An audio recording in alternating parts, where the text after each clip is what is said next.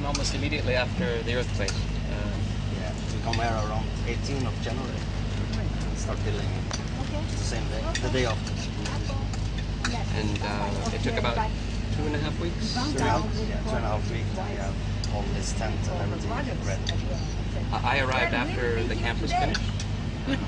The camp currently can hold 300 UN staff plus another support staff of around 50 people. So there's about 350 people that will live in the camp.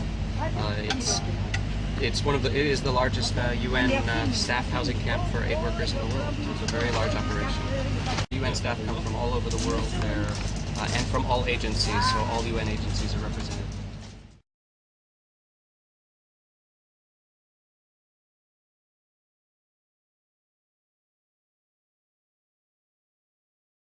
Well, for myself, I'm here as the camp manager, and I actually ask. On occasion, I write to my family and my friends, and when I have a problem, I ask them for their assistance. And when I first arrived, one of the things I wanted to do was to have the camp have food from local sources because it's easier for our supply chain. We can order last minute, and the food is generally fresher. But nobody here could tell me how to do that. So I wrote to my friends, and they came back with. An email address. A friend of a friend of a friend happened to know, I believe it might be the president or the head, the vice advisor. The vice advisor. So they introduced us via email to Ed, and I told him my problem, and he introduced me to the rest of you here locally.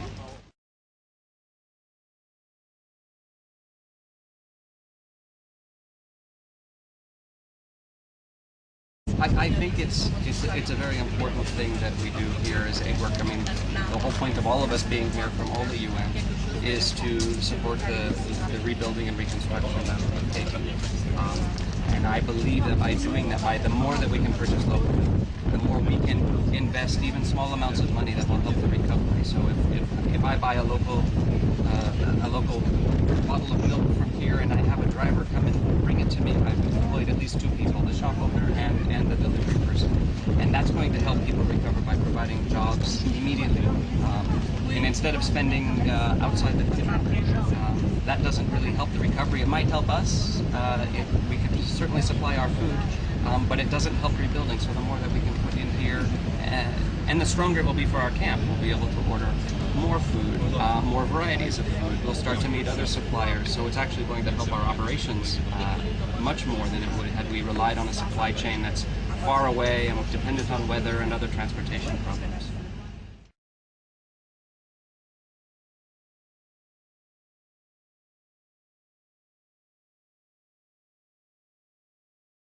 That's fantastic.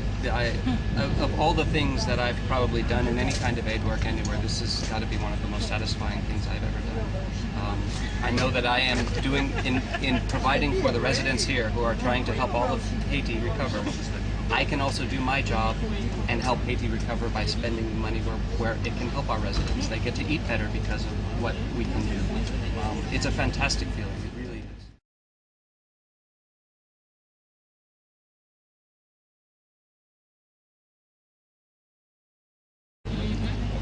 It's a very challenging thing to find local suppliers. I made the attempt, and I know other organizations make the attempt as well.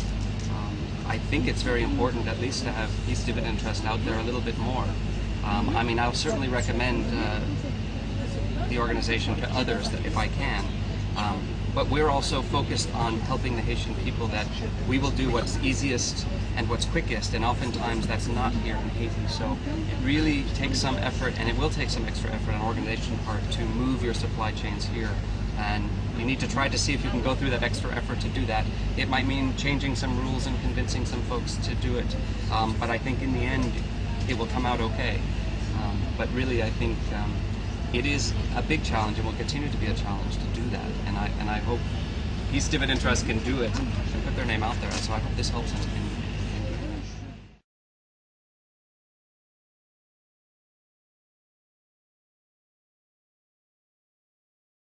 Yes, well, I mean, this is not the only thing. They've provided meat suppliers for us, and juice and beverage suppliers, as well as I expect consumer products. And these things we expect to, we're purchasing drinks probably as we speak. So we plan on continuing that. And I think once we set up the chain, and we get reliable deliveries and reliable product, it becomes much easier after time to keep it going.